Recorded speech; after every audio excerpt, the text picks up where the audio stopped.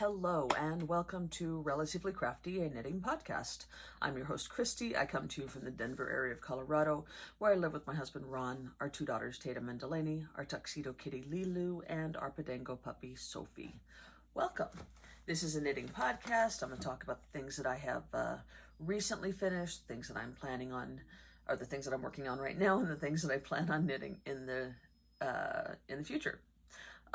It's going to be a little discombobulated because I haven't done this in a long time. I actually recorded a podcast in April. It's May 31st, by the way. So the final day of May. I did record a podcast in April, but I never got around to editing it, and now it's outdated and weird. So I'm just going to re-record. Yeah. So anyway, let's see. Let me just go ahead and get into the knitting. Let's talk about first with what I am wearing. This is the outline tee by Jessie May Designs. I knit this last year during the summer, and I made it out of 3 Irish girls fingering weight in highlighter, I believe. It is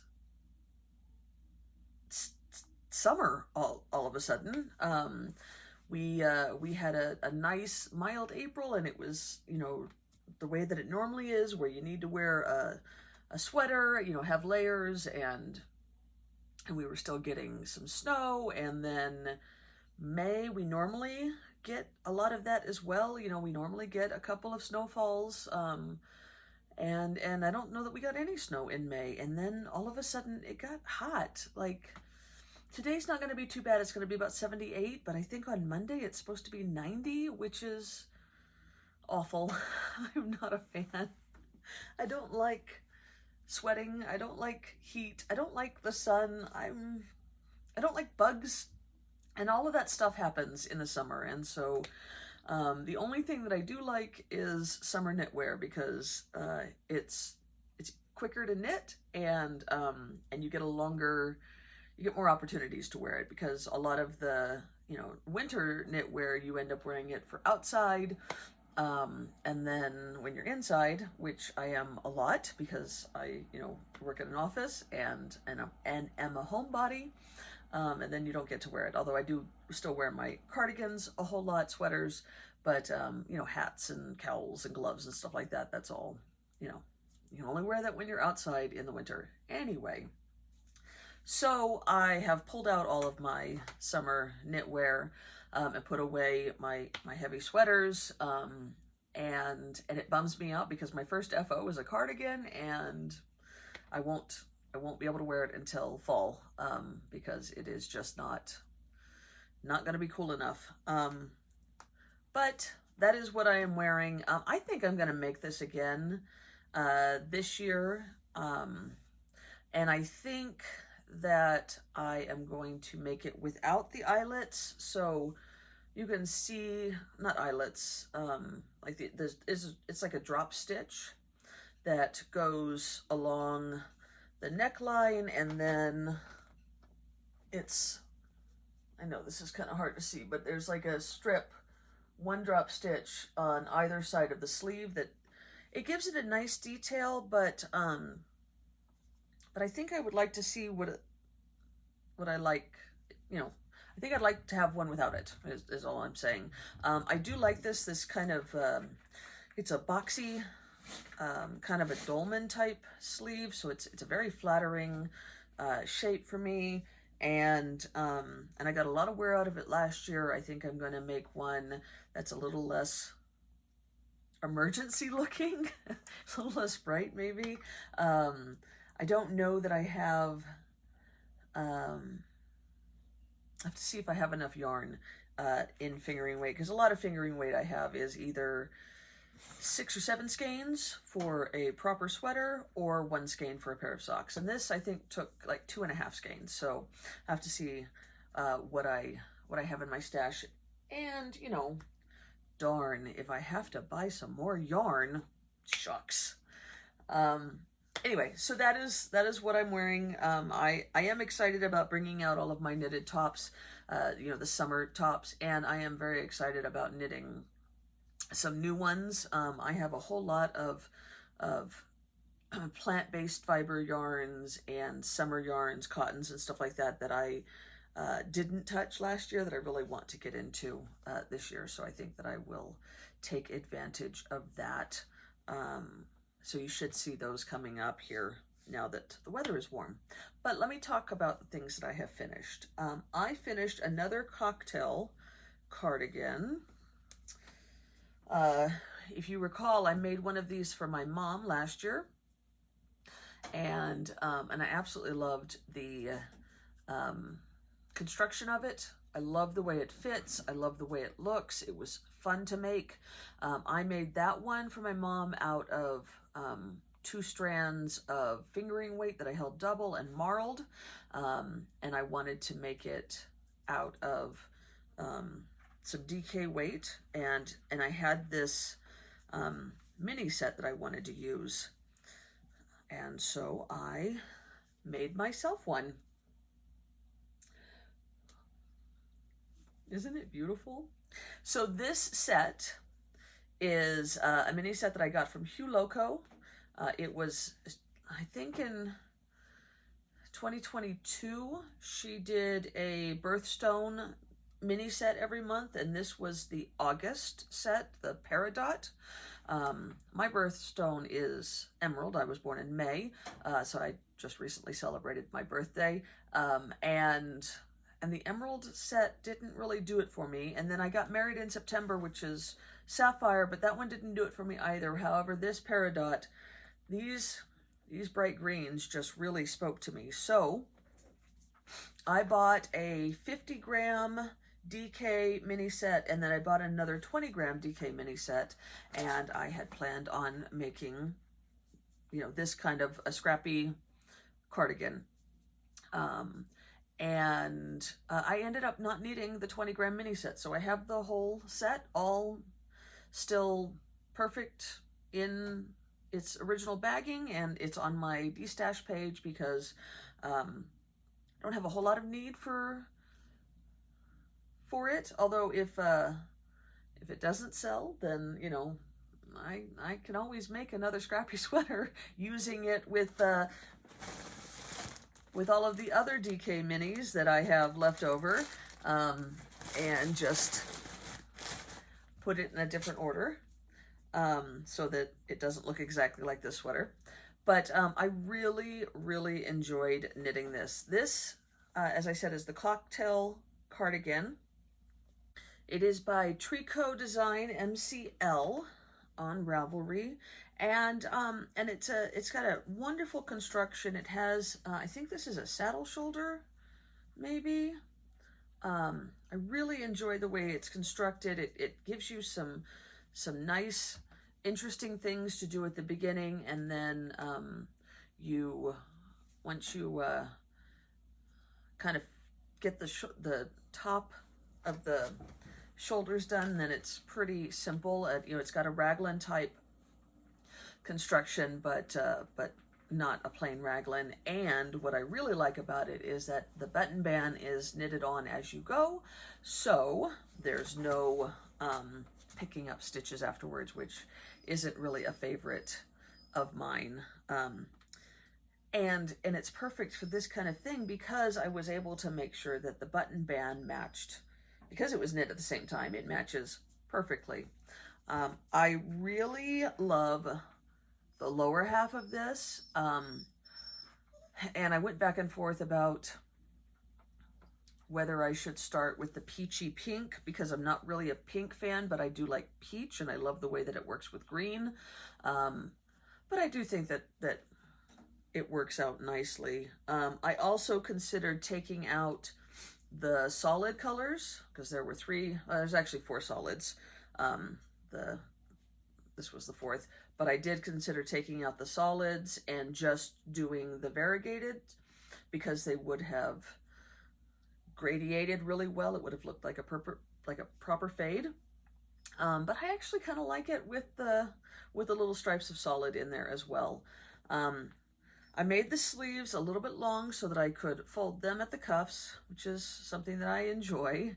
And I found some perfect buttons on Etsy that I think really go well with it. I do think I'm going to have to cinch up this first buttonhole. I think I made it, it's just a little bit loose. So that first button comes unbuttoned every so often, but I don't often button up my cardigans with these light DK weight. Now the two Tonys that I made that are fingering weight held triple, so they're Aran weight. Those ones I wear kind of as coats, and so those are often buttoned up when I wear them. But these ones, these scrappy cardigans that I've made out of DK, I often just leave unbuttoned, so not that big of a deal. But yeah, it worked out really well. I really like the way that it fits. I didn't do a gauge swatch because I like to live on the edge. And I had knit my mom the large, which fit me just fine. And when I had knit it, which was about 25 pounds ago, so I decided to knit the medium, taking a chance, knowing that if it didn't fit now, it might fit later. And actually it fits just fine. So I don't think that has anything to do really. I don't fit in a medium. I have lost 50 pounds, but I don't fit in a medium. I fit in a in a large or an extra large mostly, but with the gauge that I got with this DK weight yarn, I was able to make the medium, and it was just kind of nice to not knit something with an X in it for myself. Those of you who have been larger people will appreciate that feeling of being able to cast something on that isn't the biggest size or the next biggest size, which is what I have had my entire knitting career. So it's kind of nice to be able to have knit something that didn't even have an L. So anyway, that's it. It's all done. I used up pretty much all of the yarn. I had just a little bit left of this last variegated color, not even 5 grams left. And I used the clasped weft join, which is what I use for all of these kinds of scrappy projects. So I didn't have very many ends to weave in, basically just one at each end of each sleeve, and then the beginning and the end of the hem. So super fun. I love the way it turned out. I'm very pleased with it. I can't wait until we get some cold weather again so that I can wear it, because right now it's just been sitting and looking pretty, honestly. That is the only garment that I have finished. I've kind of been struggling with some knitting mojo lately. I got really sick a couple of weeks ago. That's one of the reasons why I haven't podcast before now. I haven't been sick since January of 2022, when the whole family got COVID. That was the last time that I had a respiratory anything, which was amazing, right? Like 2.5 years of just never having sniffles and never getting a cold or anything like that. But when my body decided that it was gonna catch that disease, it caught it good. And so I had double ear infections. I was on antibiotics. I was miserable. And for almost 2.5 weeks, I sounded awful. The nice thing is that I didn't actually feel bad after like 3 days on the antibiotics. I started to feel like a human again. And then like 5 days, it was just mucus and snot and whatnot, but I didn't feel poorly. It just lasted for a long time. I sounded awful. But it drained me. So while I didn't feel sick, I felt tired, and I was you know, I've been working 50 hours, 50 to 60 hours a week every week since the beginning of the year. Well, since December, really. And I really had to cut it down because I was just drained. So I haven't really felt up to planning anything big or starting anything big. And so I just grabbed things that were simple and easy. And that means that I have finished some socks. So let's get into those. I have a couple of finished pairs.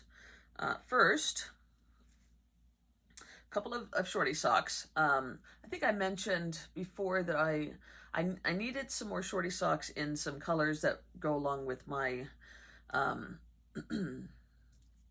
with the outfits that I'm wearing, because in the warmer months I either wear capris or I peg my jeans so that my ankles show, and that means that my socks are going to show, and so I need to wear socks that are going to look good with what I'm wearing, because that's who I am.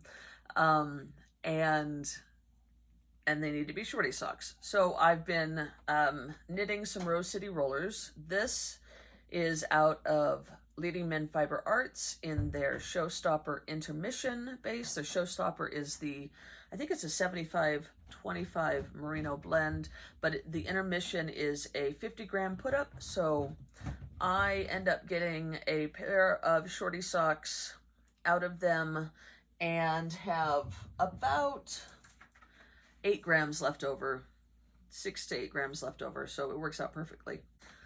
This colorway is, I think it's called Fireball, and I just loved it. I went to the Interweave Yarn Fest in April and ran into the guys of Leading Men Fiber Arts, Steve and Andy, and picked up several of their Intermission skeins because they were there, and I love that yarn. Thank you. And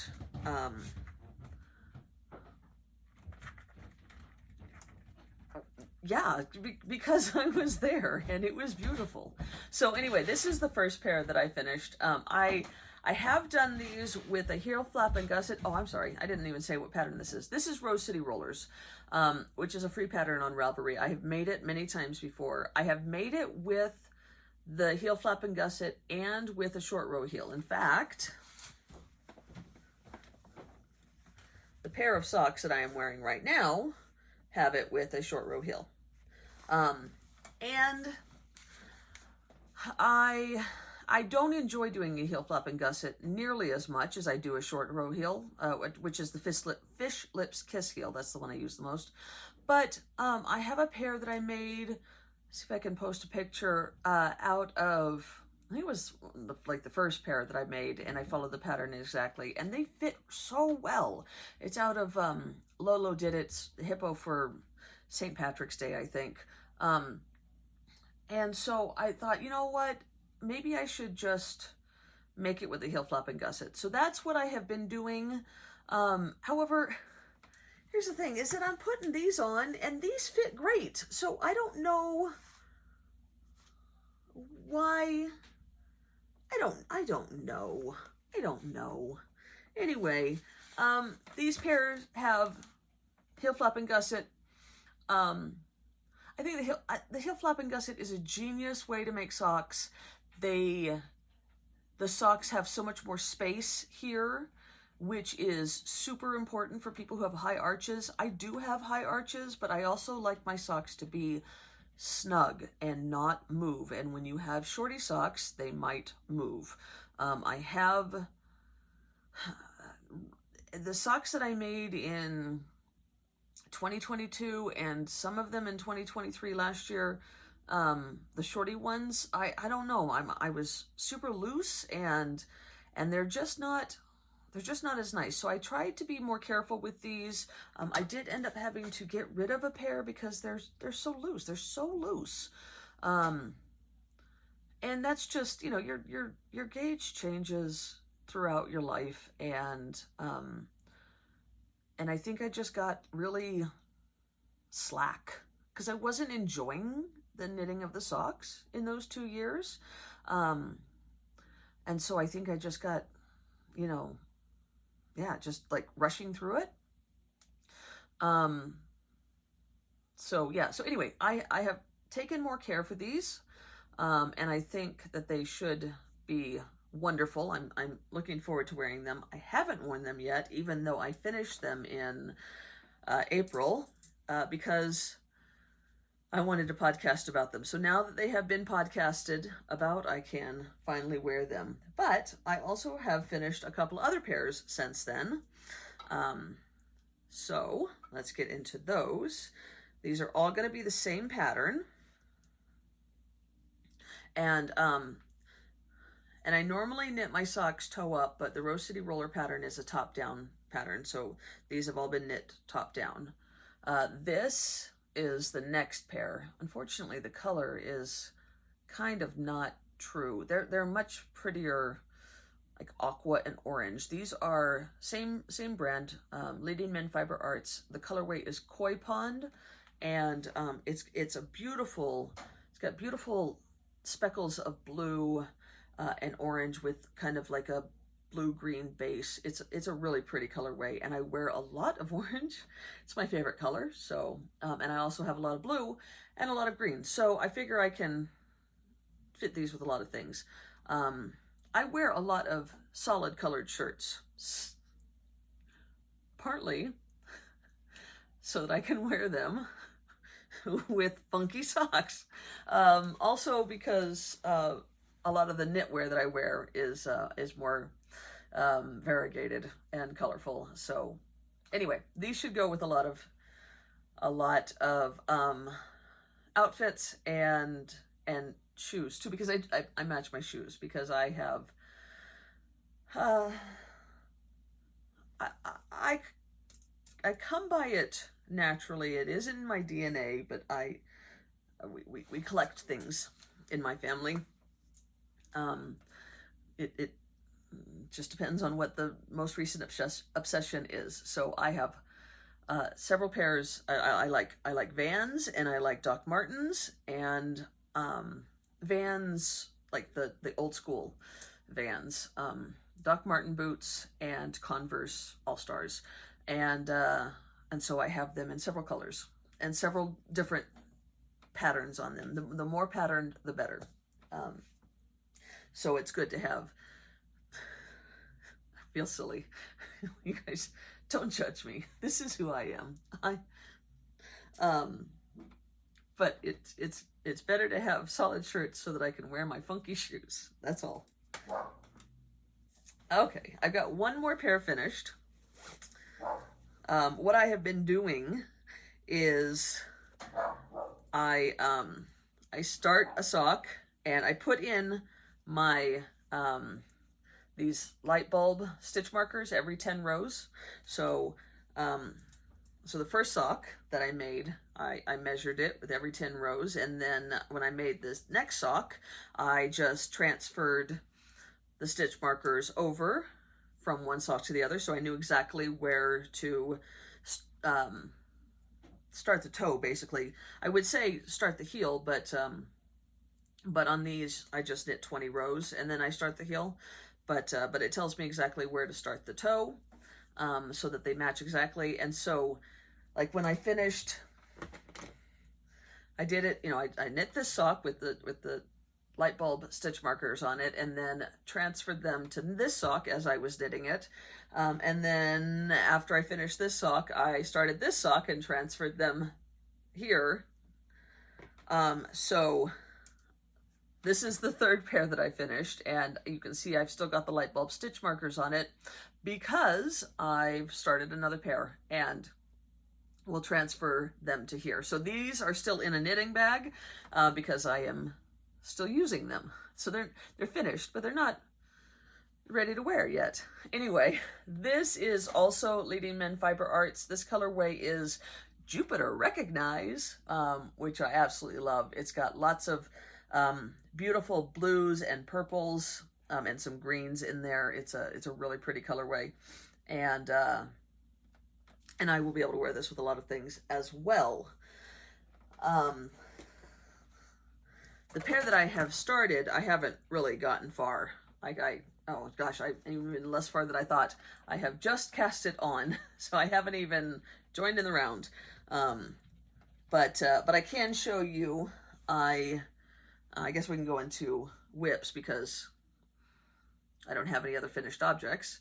But I am knitting it out of this lovely brown yarn. This is Bigfoot Fibers. This is one of the 50 gram minis that I got. The sweater, the cocktail that I knit for my mom was out of these. I got, it was part of an advent that I had gotten from Bigfoot Fibers in 2020, I believe, and she had an issue with her supplier, so she ended up giving us, instead of 20 gram minis, we got 50 gram minis, which was amazing. And so I had, 24 50 gram minis of fingering weight yarn. I used most of them for my mom's sweater, but mom doesn't like brown. I don't know how I came from that woman, because brown is like the perfect color, but well, orange is the perfect color, but brown is like a close second. But she doesn't like brown, and so I took this out of her sweater, didn't use it for her sweater, and I was like, well, it'd be perfect for a pair of socks. So I am going to knit my next pair out of this. And obviously I have had, I've had a little bit more sock mojo this year, which is kind of nice, because I didn't have any for the past 2 years, and it's kind of nice to kind of have a desire to knit socks again. Part of the reason that I have that desire is because I have a need for socks, and I think part of the reason why I lost my desire is because I didn't have a need for socks. I have so many full-sized socks that that it's hard to be excited about knitting full-size socks when I can't even, like, I can knit a pair. I mean, I can wear a pair of socks every day for a month and still not run out. So it's like, yeah, I can knit a pair of socks in, a week or so, but for what reason? I don't need them. I knit them for my mom. I knit them for my aunt every so often. I knit them for Ron, but for myself, I'm like, I've already got enough socks. Now, the nice thing about socks, and I think that Stephanie Pearl McPhee wrote an article about this in one of her books, is socks are an amazing thing, because they are the one thing that is, you're guaranteed they're going to wear out. You can knit a sweater, and it can be an heirloom sweater. As long as you care for it, it can last for generations. Whereas socks are gonna wear out. If you use them like you're supposed to, they're gonna wear out. And so eventually I'm gonna need more socks. And I will have a reason to pull out all of these skeins of sock yarn that I have over here, and knit myself some more socks, if I don't end up turning them into sweaters, because that seems to be what my thing is right now. But yeah, so they're gonna wear out. In fact, I had to throw away a pair of socks just this week, because I discovered the hard way that we had a flooring nail sticking out at the edge of our carpet. Yeah, it caught and tore a hole in a pair of socks, and unfortunately it was a pair of shorty socks that I really liked, which kind of bummed me out, and I had some choice words to say to the carpet, and then really insisted that Ron fix it as soon as possible. But it's nice to have a reason to knit more socks. My mom is a quilter, and you can only, like with sweaters, quilts can last for generations, as long as they are cared for. And so, she's getting to the point now that she's retired that she's like, I need to find people to make quilts for. So I can kind of appreciate that. The nice thing is that that you can wear a plethora of garments,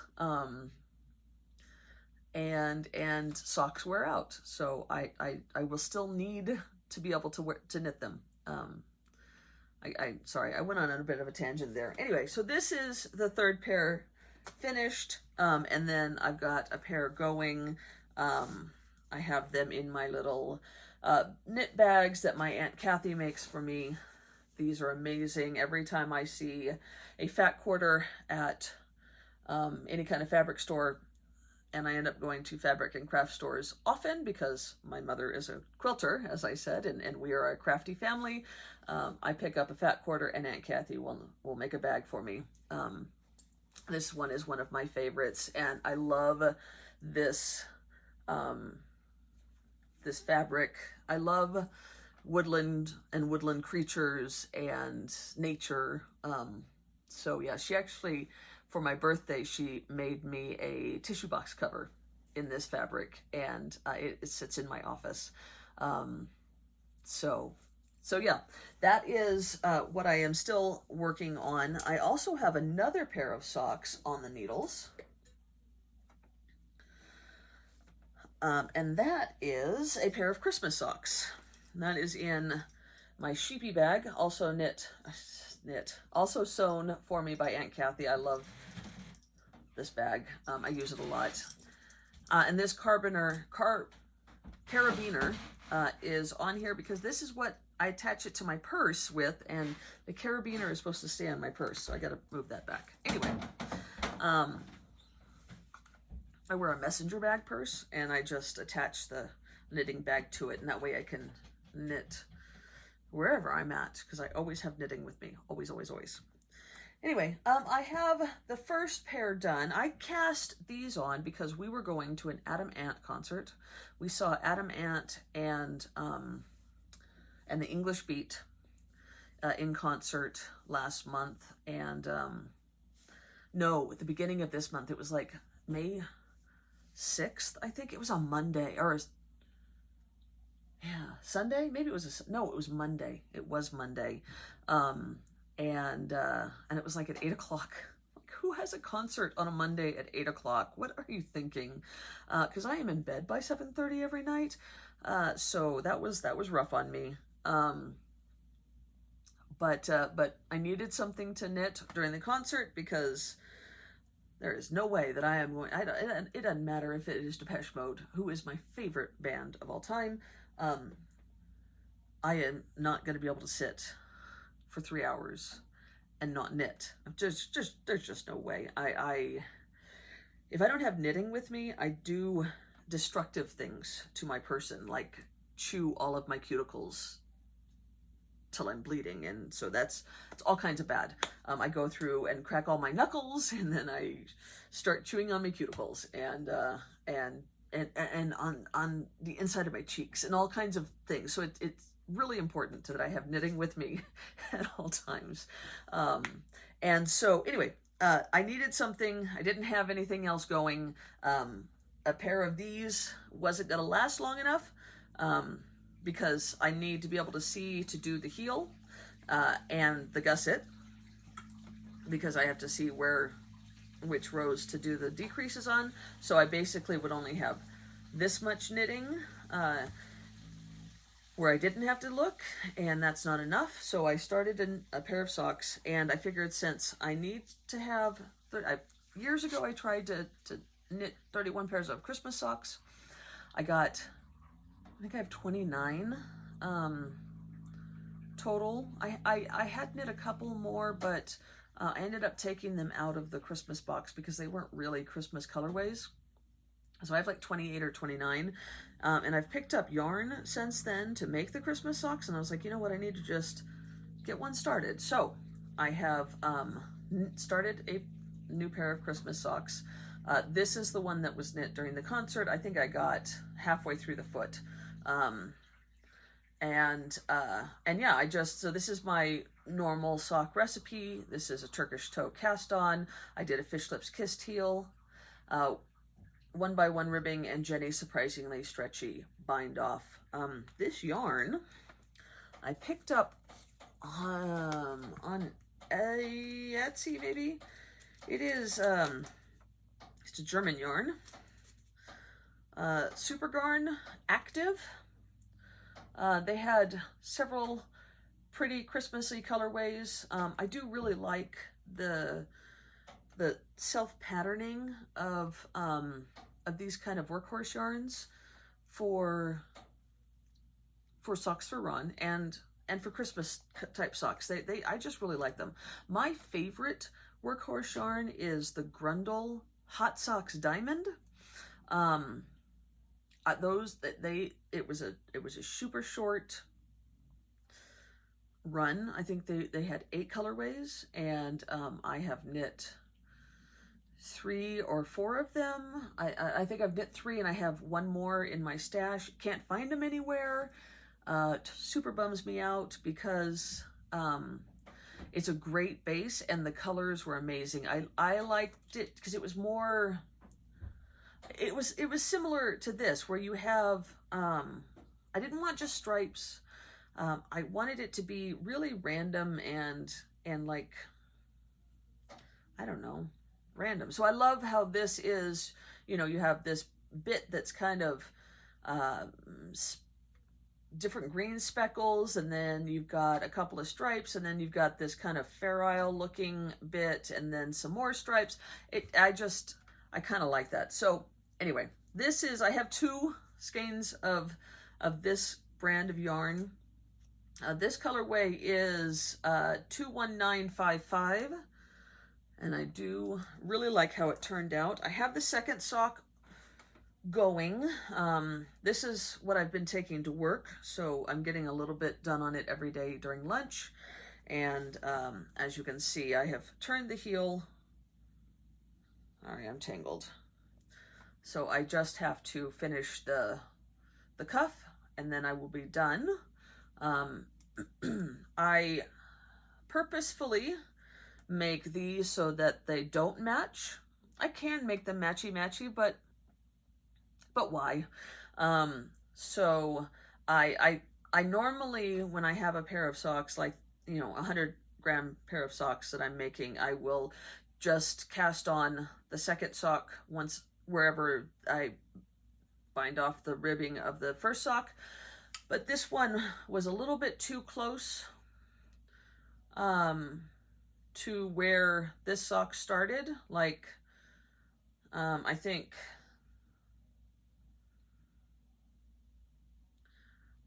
yeah, so I had like, let me see, I was here, where I bound, I guess I was here where I bound off on this like red stripe right here. And so, and then the first sock, as you can see, started right here. So I only had this much left. Does that make sense? So I think that what I was figuring is that they were going to be too close. So there's something to be said about having them, if they're not going to be matchy-matchy, then they need to be really off. So that's why I ripped out some more of the skein and then started here at the red instead of there. Anyway, that's what I've done.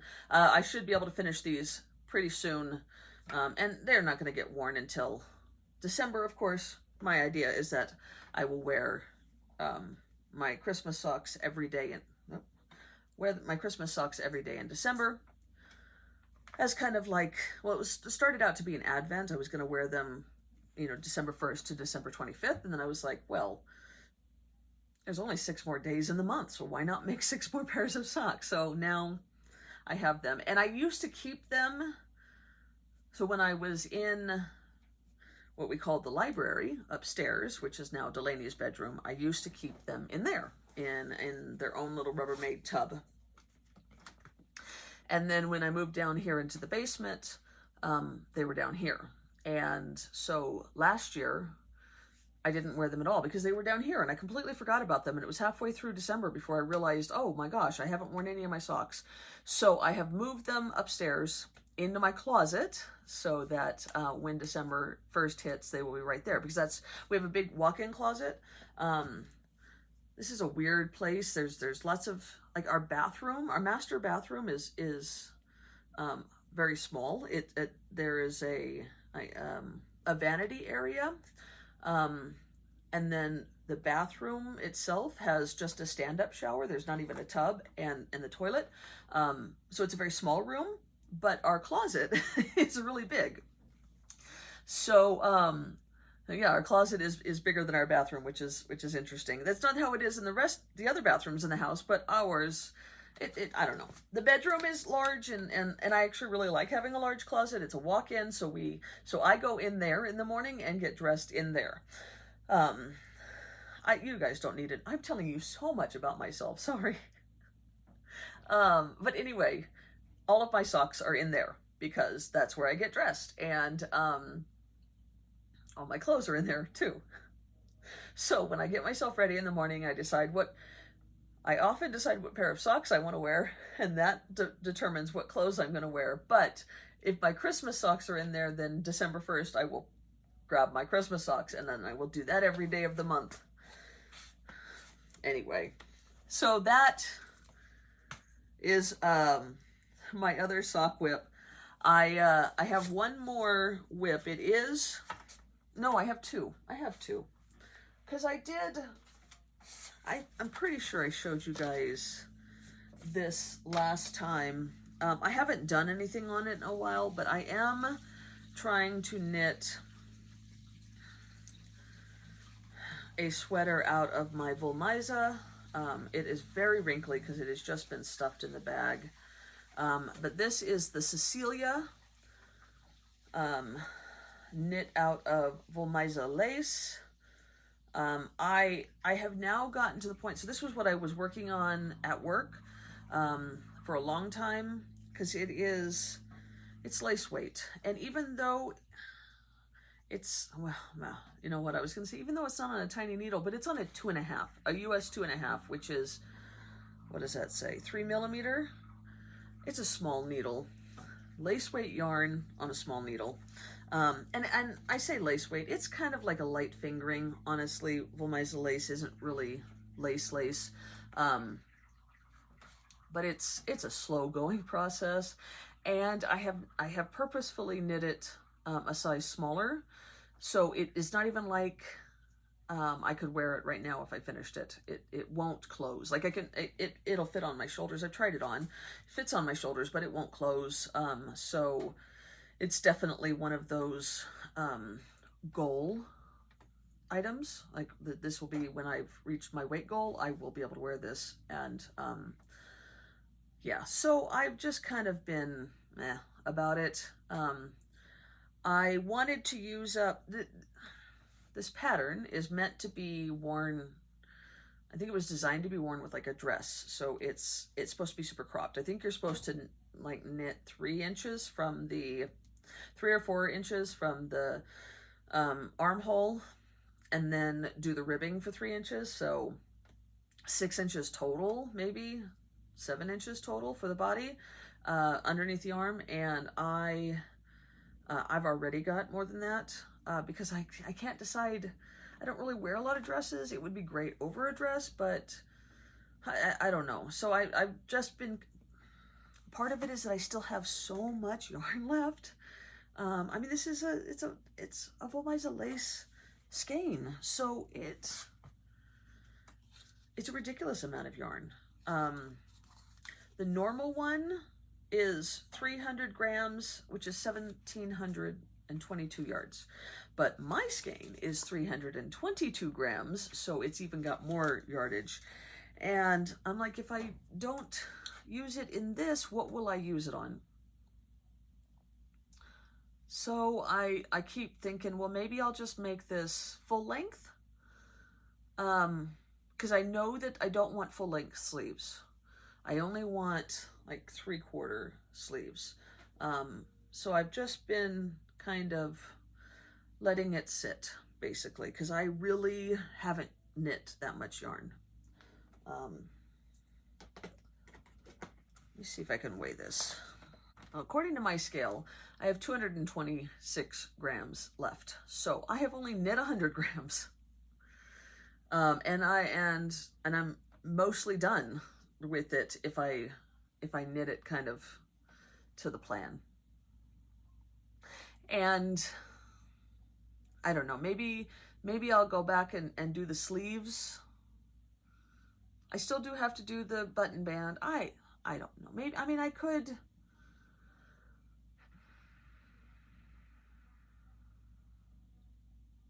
I don't know.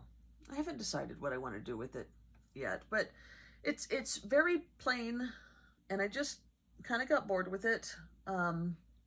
So it's just kind of sitting. That's the plan for now. The yarn had been wound a while back, and it was sitting on this bookshelf here. And so every time I came down to the basement, I saw it and I wanted to cast it on, and I was doing really good on it for a while, and then I just kind of got bored with it. So I'm just letting it sit and hibernate, and I'll get back to it eventually.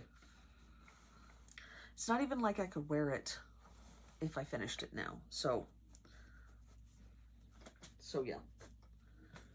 Oh, I have one more item that I have started. And I did just start it this past weekend, Memorial Day weekend. And then I haven't touched it since then. But part of that is because I have a new obsession, and I'll tell you guys about that in a minute. But this is the Spectra sweater by Cecilia Campaccio. And I picked this out because it was sport weight held double, and it was marled. I mean, look at how cool that looks. It's knit sideways, and I thought that it was knit sleeve to sleeve, but I've since found out that it's knit from the center out, and you knit 4 pieces basically. So front, center out, left front, center out, back, same thing. So that's kind of cool because it's small chunks, and I think it is put together with, it's not sewn. I think it's either Kitchenered or it's a 3-needle bind off, something like that. But I have all of these leftovers from my Amy cardigan that was kind of a bust, and I really like this yarn, and I really like these colors. This is Wonderland yarn in their Mad Hatter base, which is their sport weight, and I have a bunch of colors. I used it to make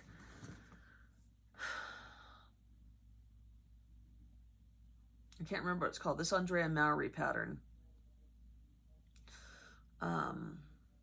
And I started making it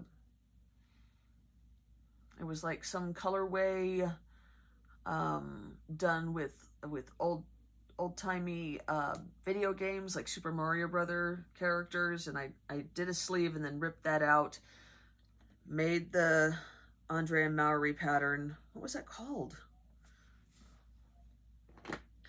That one I wore a lot.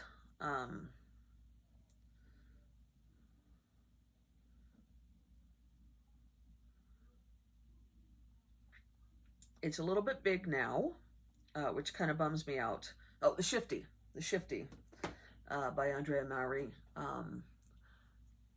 But that one, I got a lot of wear out of that. Unfortunately, like I said, it's too big now, and so I've just kind of set it aside. But as I said, I have all of these leftovers in sport weight, and so I'm putting them together because it's a marled pattern, and I'm making the Spectra, and I cast it on last weekend, as I said, and I got this far, and then I haven't touched it since. But this is the front. There you go. And I'm not making any kind of decisions about colors. I just picked these 2 out, and I'll go for a bit on them, and then we'll switch it out. I'm just looking to use up the yarn, and I love scrappy marled things, so Um,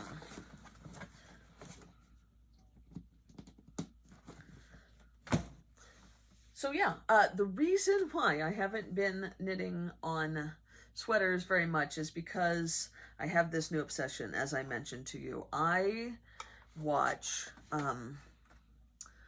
the Crafty Toads, Mary Beth and Helen, out of New Jersey, and I just really enjoy hanging out with them. And Mary Beth, they do a lot of different crafts, and I'm not really into, like, they do paper piecing, quilting, and they do a lot of cross stitch, and I'm not really into those things.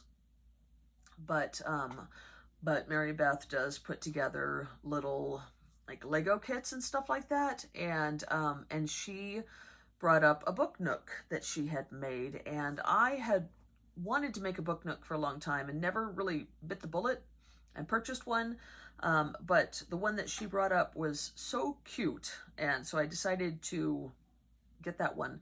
So I started doing this when I was sick, and it has just continued since then. This was perfect because I couldn't really think to even knit. I was working as little as possible. I even worked a couple of half days just from home so that I could, because there was things that had to get done, but I just couldn't focus.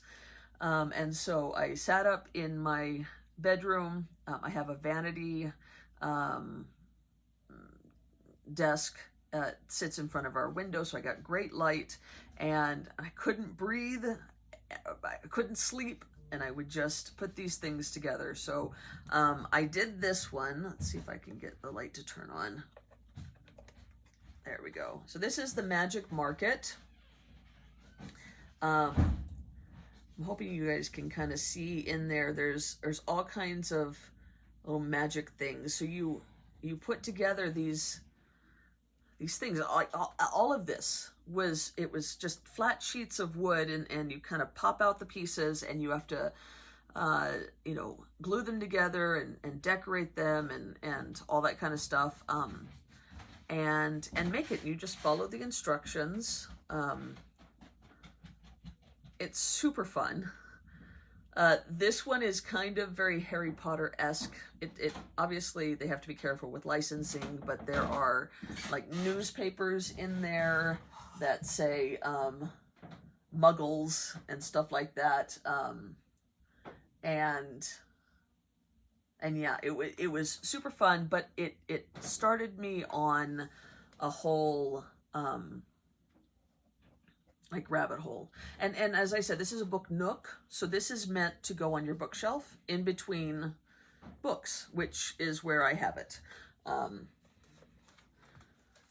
So you have it sitting on, your bookshelf like this, and it looks so cool. This, by the way, I collect Alice in Wonderland editions, and this is my new favorite. Chris Riddell is one of my favorite illustrators. I also really like Chris Grimley and Edward Gorey, but Chris Riddell is amazing, and so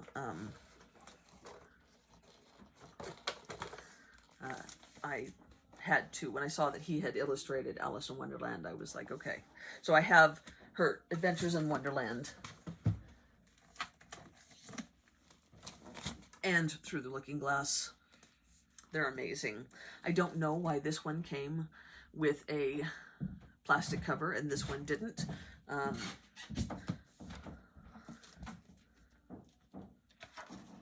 I also think it's funny that it says it's signed by the author. He's not the author. The author is Lewis Carroll, and he's very dead. But it is signed by the illustrator, Chris Riddell. And so, anyway, I digress. So I got that one, and I put it together. It took me several days, 4 or 5 days, working, a little bit each day. And I just really enjoyed it. But I knew that that I was I don't have enough room on my bookshelves. I have a lot of books, 600 or 700, entirely too many. And I have a lot of tchotchkes. So I knew that I could make space for a book nook. I could make space for maybe 2 book nooks, but I couldn't make space for as many book nooks as I was going to want to make. So I was kind of looking for alternatives. I know that they have like 3D puzzles that you put together, and Delaney and I have done those before. We've made, I don't know, a handful of them.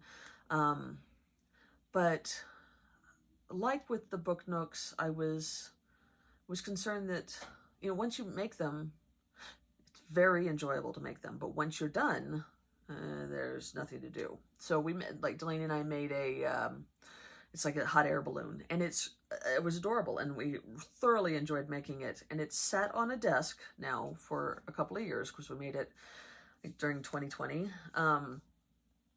But we're not into hot air balloons, and so I'm like, okay, now what? However, I saw that Robotime is the brand. They also have Roll Life, which I think is like, it's the same brand, but it's like Roll Life, maybe just another subsidiary. And they have a whole village, maybe?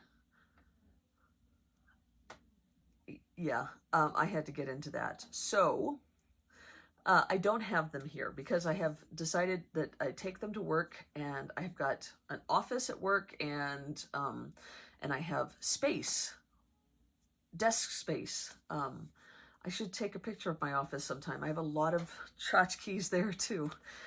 Basically, I'm like, you know what, all the really cool stuff I should take to work because there's people to see it at work. Whereas we're not entertainers. So having stuff here is great for us to see, but nobody else gets to see it. Whereas at work, at least the people at work get to see it. So, and I get to see it more because I spend a lot of time there. In that office. So anyway, I have done a couple of them. I have done, I think it's Miller's greenhouse, Miller's garden. I'm going to post pictures because I don't have any here. I mean, I don't have the thing here to show you. Kathy's greenhouse. That's this one. That was the first of the village things that I did. And the building of the furniture and whatnot was super fun, but you had to make a lot of the flowers, plants. Those were less fun. So I ended up having to take like a break from it for a day or two, because making the plants was not fun at all. But I finished it, and it's adorable, and it has a working light. They all have working lights, which is kind of cool. And it's like, you know, this big. So wider than the book nook, but not as tall. And it turned out so cool. So I was like, nope, got to do more of those. So I have also finished the Sam's Bookstore. That one is the one I just finished this week. I was super excited about it because it was going to make books. I was going to make a bunch of books. And so there was a lot of little books that you put together. And there's something, you know, I have some OCD tendencies. I have some ADD, and I have anxiety. So there are things that make me feel good. One of them is checking off boxes, following instructions, and making little things in a set. It makes me happy. So it like itches that it scratches that itch in my brain. I don't know.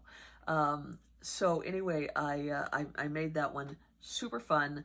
The one downfall is, if you can see in the picture, there's a chandelier, and some of these, the lights are kind of put together, and you basically just have to connect the light bulb to the battery pack. This one I had to do like true electrical work, and I had to take the light piece and trim it, make the chandelier, attach all of the wires, and then attach it to the battery pack. So it was almost electrical work. And because I had to build the chandelier with 4 different lights, making the metal pieces, which were flat, I had to bend them into shape and put them together. And each time I did a piece, I'd check it, and yep, it would light up, and then I put the whole chandelier together, and yep, it light up, and then I attached it to the roof part, and yep, it lit up, and I was like, this is amazing. And I start to put the body, you know, the walls up, and I'm getting ready to attach it properly to the battery pack. And we had a little bit of problem because we couldn't find a lot of times because the wires come covered, they're sheathed, but they will trim it at the end so that you can just pull the last piece off so that the wires are exposed. Well, on the battery pack, they didn't have that, and so you had to trim it yourself to be able to pull that plastic sheath off and expose the wires. Unfortunately, we couldn't find Ron has a wire stripper, and he couldn't find it, and so we're trying to do it with our fingernails, but the plastic was too strong, and then we're trying to do it with different clippers, and we just keep making the wires shorter and shorter. Anyway, by the time we finally got enough exposed, and I joined them all, and I turned it on, and my lights didn't light up. And I don't know, something I did in attaching the chandelier to the roof ruined it. I don't know how I did that, because as I said, I checked it through every step, except for I didn't check it after I attached the chandelier to the roof. So I must have done something at that point and ruined it. So I just removed it. So mine doesn't have the chandelier on it. I just took it off. It doesn't need it. It's fine. I don't really turn on the lights anyway. It's just kind of a nice thing when somebody comes in and like, oh, this little miniature thing is so cool. And I'm like, yeah, but look at this. And I flip on the light. Oh my goodness, it has anyway. But I did finish the bookshelf, and it looks great. It doesn't look like it's missing anything without the chandelier. And I have to admit that I didn't really like the way the chandelier turned out. So I don't feel, I would have been fine if it was just about assembling it, but I had to bend those curly Q metal pieces, and it didn't come out. It didn't turn out the way I wanted it to, so I thought it looked a little icky anyway. So I finished that one, and then I did another book nook through Roll Life. So the one that I showed you, the Magic, what's it called? Magic Market, isn't through Roll Life. That's a different brand. And I have to admit, and Mary Beth had said the same thing, that there's a lot of pieces that are super thin. They're all made of wood, and it's kind of like a balsa wood. It's not high-end wood. And if you're not careful, you will break the wood in half. And so I wanted, when I discovered that Roll Life is more expensive, but it's a superiorly made product. So I went ahead and got one of their book nooks, especially because they had these kind of bright, happy ones. So I made, I was at the, oh gosh, shoot, I don't think I have it. Let me see if I can find, because I bought it at the Second and Charles. That was the other thing, as I was like, oh my gosh, they have them right here. I happened to be at the Second and Charles because I wanted to, I've been listening to, okay, so I've been listening to Agatha Christie all year long. I am about 25 books from the end of reading every single one of her mystery novels. I haven't read the ones that she has written as Mary Westacott, and I haven't read any of her nonfiction. But I've read every Miss Marple. I've read every Tommy and Tuppence, every Colonel Race. I haven't read every Ariadne Oliver yet because a lot of those are Poirot books as well, and I'm still reading Poirot. So basically that's what I've got left. I've read all of her short stories. I just have Poirot books left, which there are, I think, 44 Poirot books, so I'm about halfway through. And I am reading them on my Kindle at night, but I'm also listening to the audiobooks. And I get a lot of my audiobooks through the library because they're expensive, and I like to support our library, because if we don't support our library, then they will go away. And then not everybody can afford to buy books, especially because they're expensive. Audiobooks are especially expensive. I do have an Audible membership that I utilize regularly, but I basically use that. Audible is like $15 a month, and I get one book each month. I use that for the books that I know I'm going to want to listen to more than once. So everything that I have gotten from like Jasper Fforde, who's one of my favorite authors, I will purchase all of his books. I've purchased all of the Terry Pratchett books through Audible. I have Richard Osman, who does the Thursday Next series. I've purchased those through Audible. But a lot of these books that I don't know that I want to listen to again, I get from the library. So the problem is that they're not always available when I need them.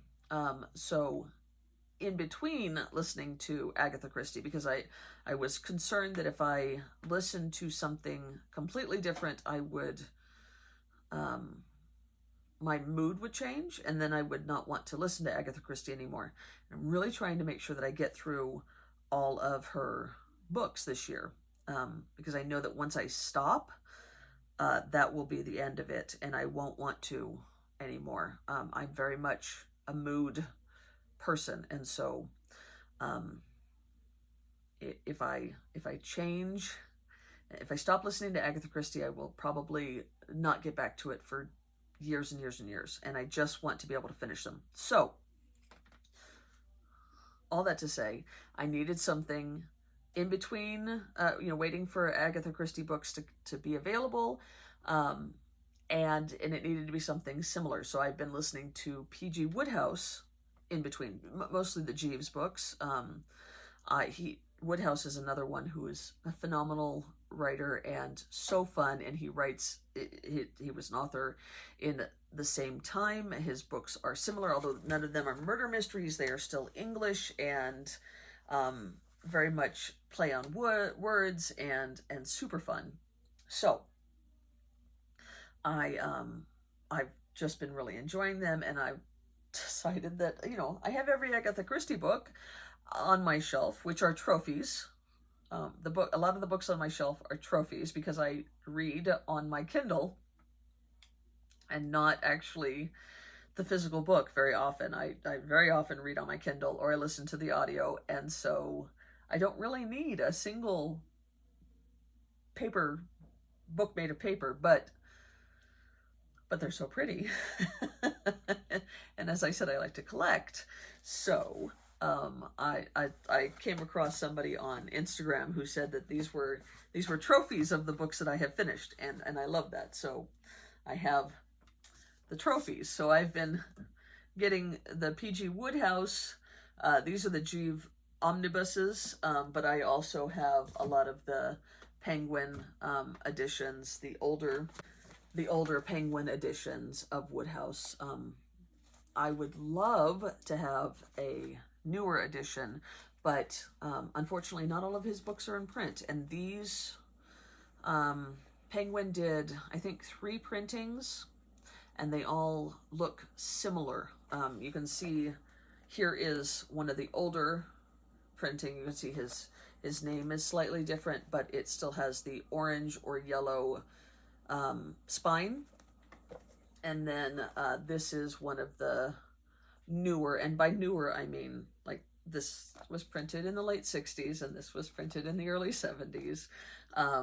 But they also still have the orange spine. And you can find them really inexpensive because they're old books.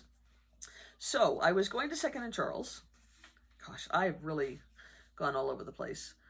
Yeah, so this published in 1971.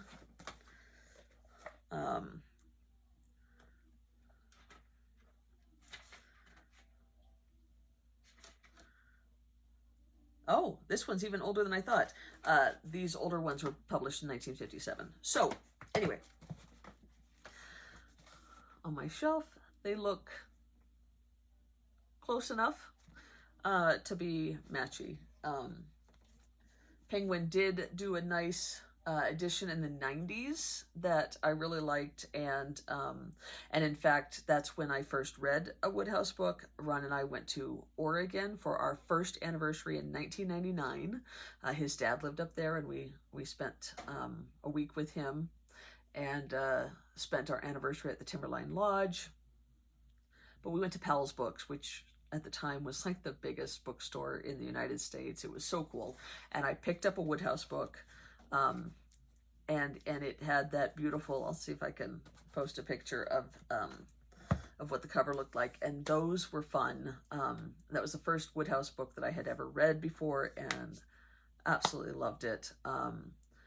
It fostered in me a love of English writers and English humor. I had also read like The Hitchhiker's Guide to the Galaxy by Douglas Adams, which I just love English humor. But, oh my gosh. So, I'm not going to end up talking for the rest of the weekend because I have said so much in this podcast. So I was at Second and Charles looking for these, and I found that they had 2 Roll Life kits. So they had the Wonderland Book Nook, which I have made and is at my office. And then they also had the Alice in Wonderland, and this at my office looks really good because it's white, so it kind of, it's bright and happy, and it kind of fits in with the whole woodland thing because it's kind of like another greenhouse type thing. This one was super fun to put together. I really, really enjoyed it. And they also had the Alice's tea room, or tea shop, I think, which I have got 75% of it put together, and I have had to put it on hold because, as I said, you get these pieces of wood, and there's parts that you pop out, and so I had popped out the parts on this piece of wood, and I threw away the wood because I'd used all the pieces. Come to find out that was supposed to be the floor of the tea shop, and so I'm missing a floor.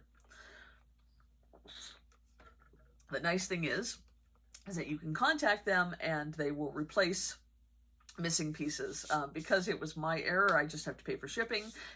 Apparently if the kit is completely missing a piece, then they will replace it for free, but it's coming from China, so it's going to be a little while.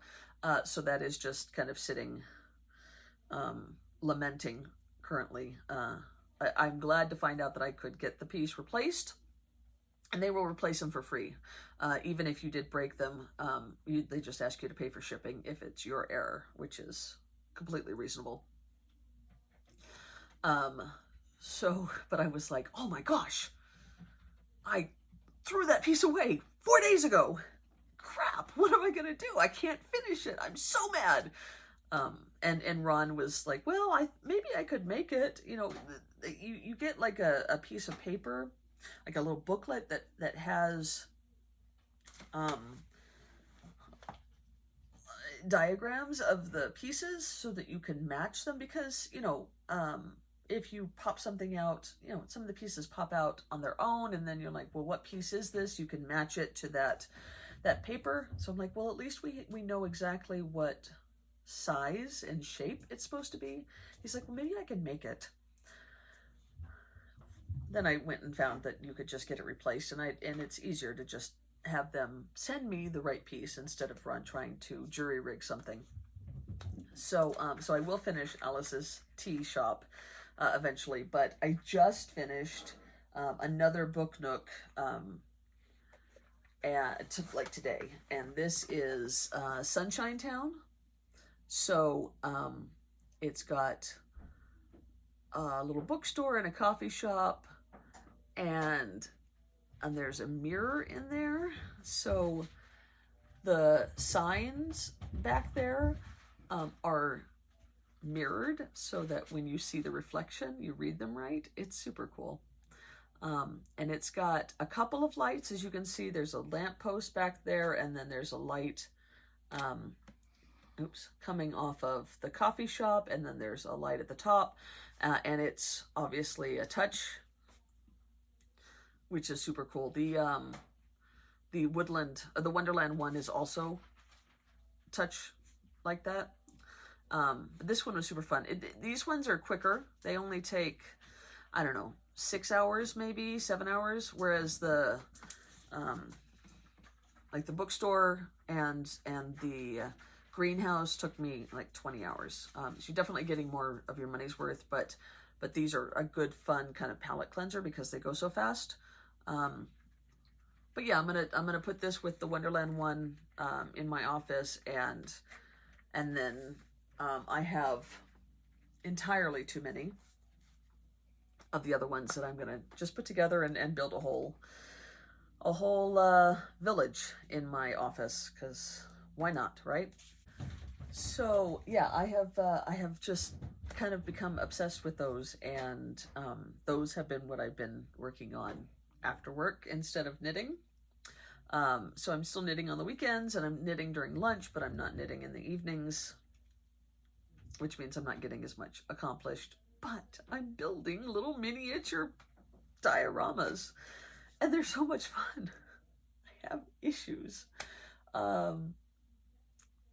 It keeps me off the streets, so I guess it can't be too bad. And Delaney and I have been playing the America McGee's Alice Return to Madness, which is a video game from like 2011, and it's been the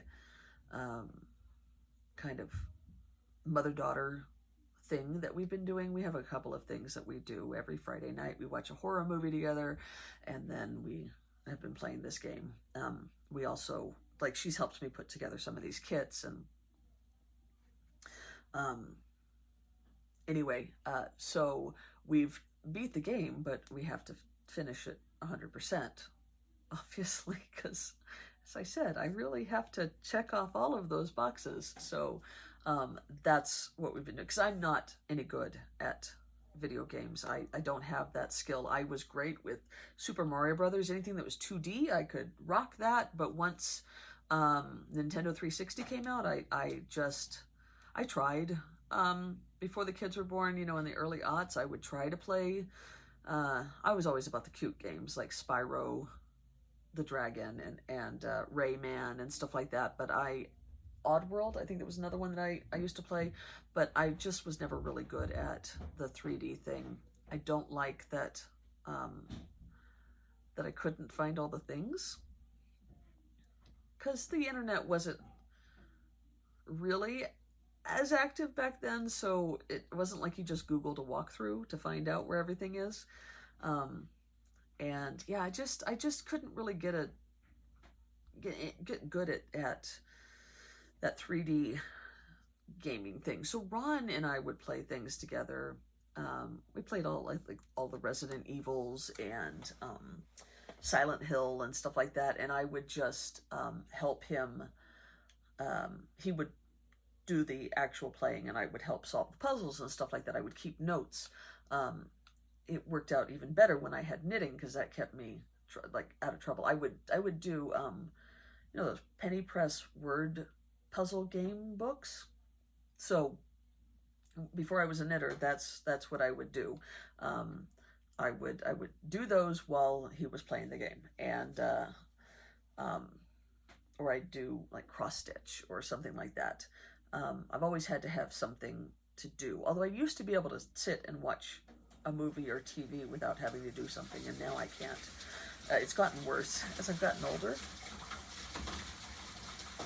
So anyway, Delaney and I have been playing this game, and now we've gotten to the point where we have to find all the things. So I've pulled up the walkthrough, and then been working on these little thingies or knitting while she's playing, and I just tell her where to go. And so I'm following the walkthrough. She's doing all of the actual gaming, and I am just directing. I'm the navigator, I guess. And it works out well, and we are now 99% of the way through the game, almost done. And I have made several creations. I was doing it. We don't have a dining room table anymore. We do. It's here in the basement in pieces. But when COVID happened, I was doing my work at the dining room table, and then I was like, this isn't sustainable. Ron had gone back into the office, but since he was one of the few who had gone back into the office, it worked out well. So he would be at work and I was working from home. This was all back in like 2020.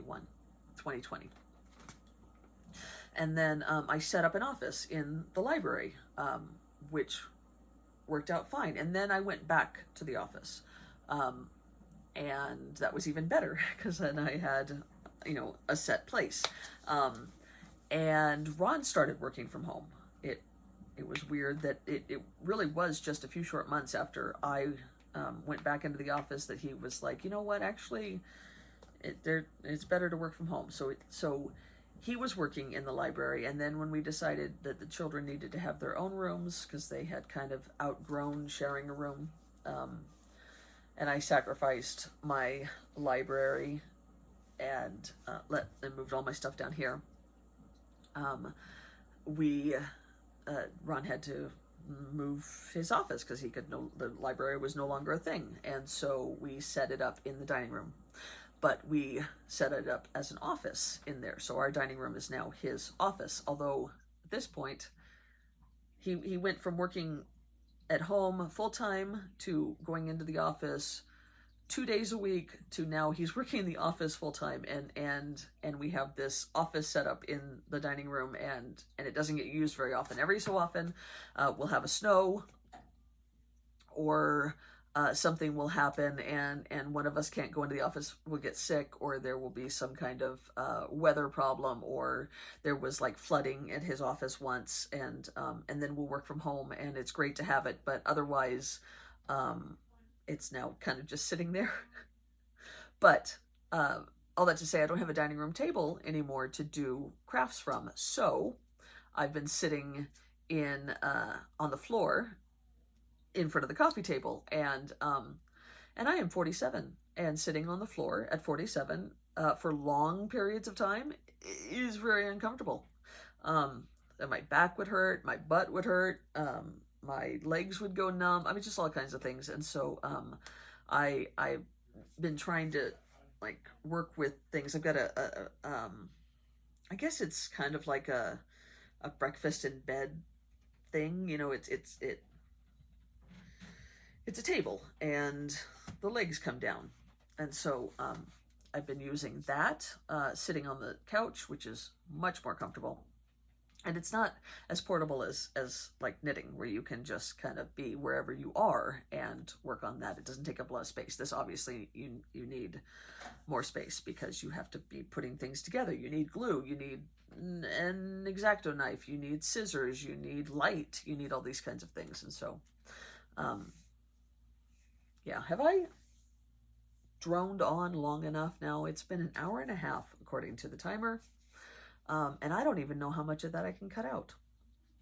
And I've got to run errands. I've got to say goodbye, guys. I'm sorry that I have talked so much. I hope that this wasn't super boring. Yeah. Have a wonderful rest of your weekend. It is Friday, so there is. I had to take today off because I was running out of had too much PTO, so I had to take another day. And yeah. So anyway, enjoy your rest of your weekend. Take care of each other. Happy knitting. Bye.